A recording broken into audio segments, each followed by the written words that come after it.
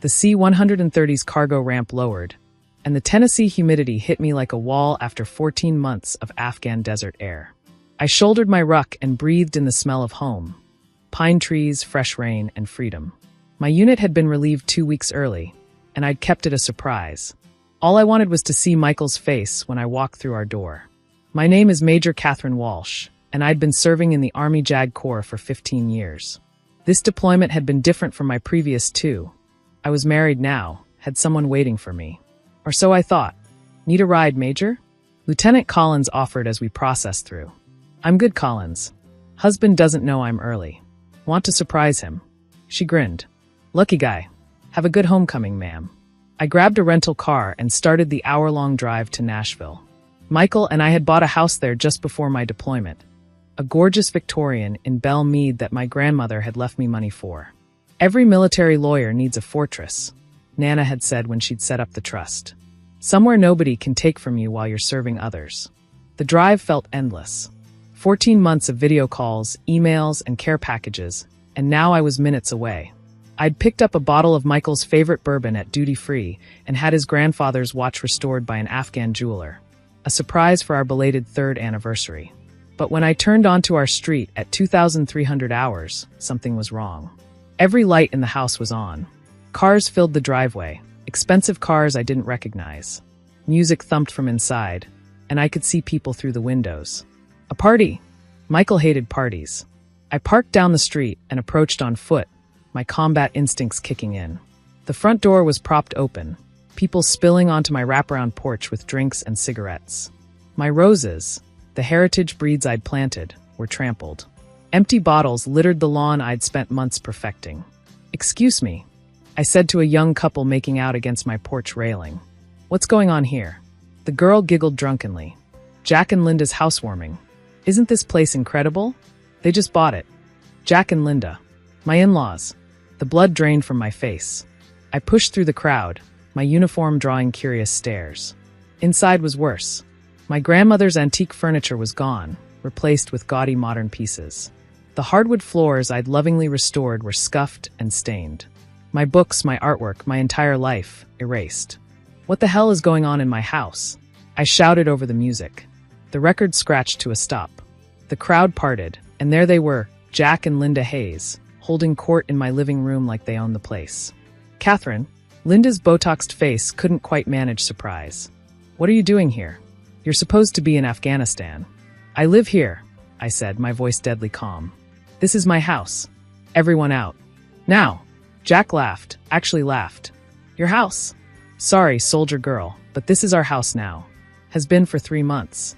Where's Michael? Probably with his girlfriend, Linda said, inspecting her manicure.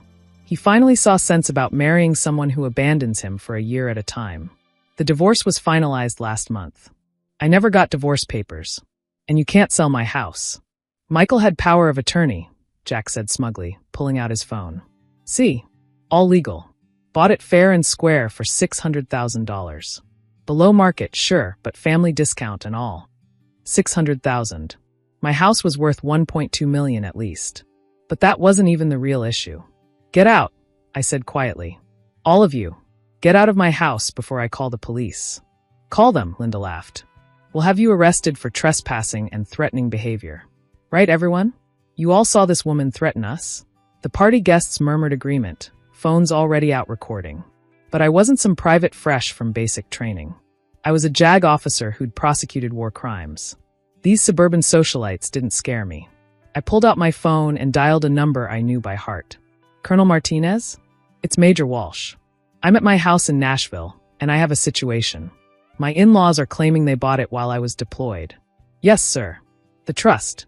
Exactly. Thank you, sir. While I waited, I called 911. This is Major Catherine Walsh, U.S. Army. I need units at 421 Pemberton Drive. There's a breaking and entering in progress at my residence. Yes, I'll wait outside. You stupid girl, Jack snarled, dropping his friendly facade. You think your military friends can help? We own this house. Michael signed it over. We have documents.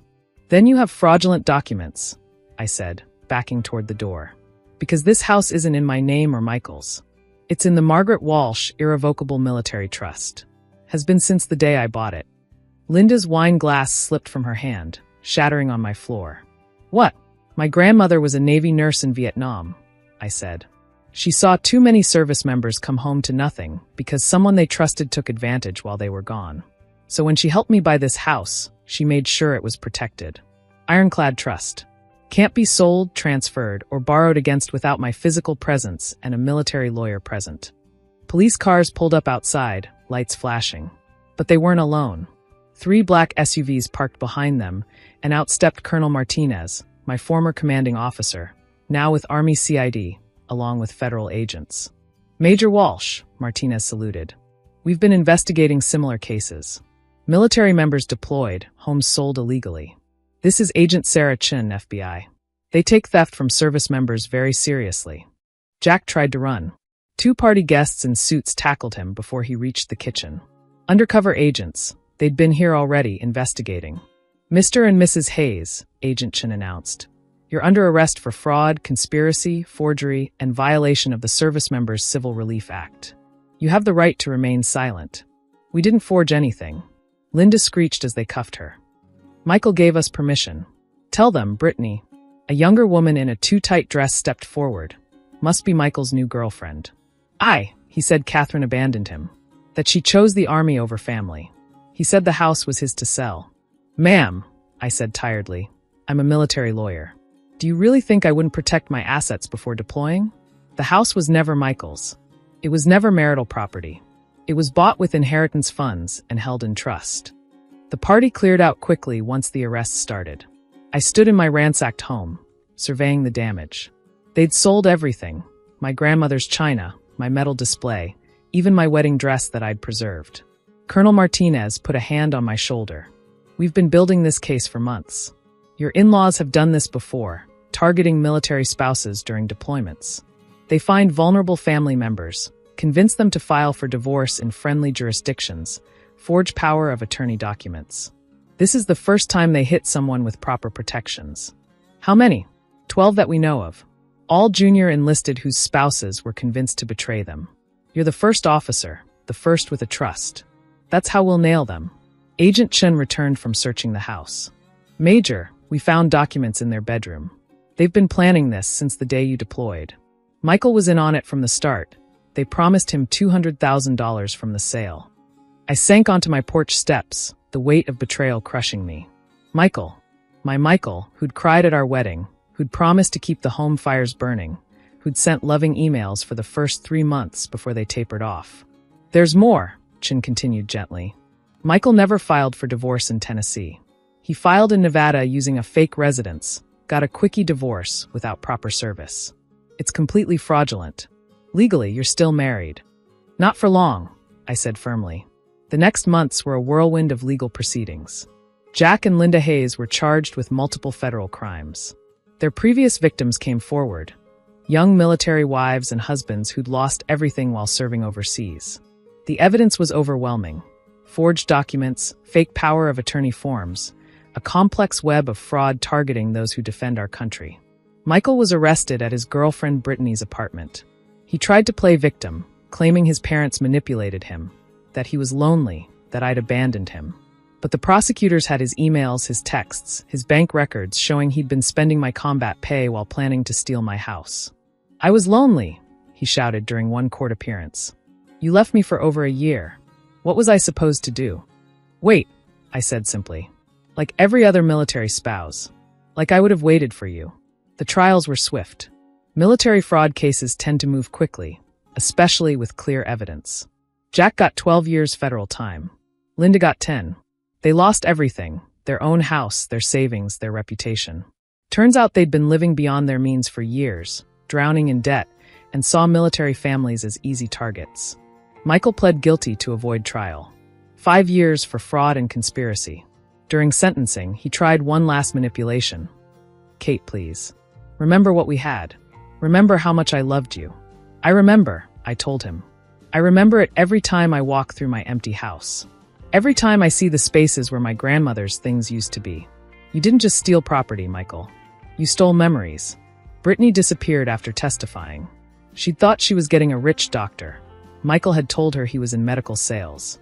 Finding out he was unemployed, married, and now facing prison time sent her running. I focused on rebuilding. Insurance covered some losses, but you can't replace family heirlooms. I repainted every room, replaced the floors, planted new roses. Fellow service members donated furniture, books, and household items. Nobody serves alone became our motto. I also started a nonprofit, the Military Housing Protection Foundation. We help service members set up trusts, review legal documents, and protect their assets before deployment. Nana would have been proud. 6 months after my return, I stood in my restored garden, watching the sunrise with a cup of coffee. My phone buzzed, a text from an unknown number. "Kate, it's Michael. I know I have no right to contact you, but I need you to know I'm sorry. My parents got in my head, made me believe you'd chosen the army over me. I was weak and stupid and greedy. You deserved better. I hope someday you can forgive me." I deleted it without responding. Forgiveness would come eventually, maybe, but not today. Another text came through, this one from a number I recognized, Captain Amy Thompson, a nurse from my unit. "Hey Kate, I know you're still settling in, but there's someone I'd like you to meet.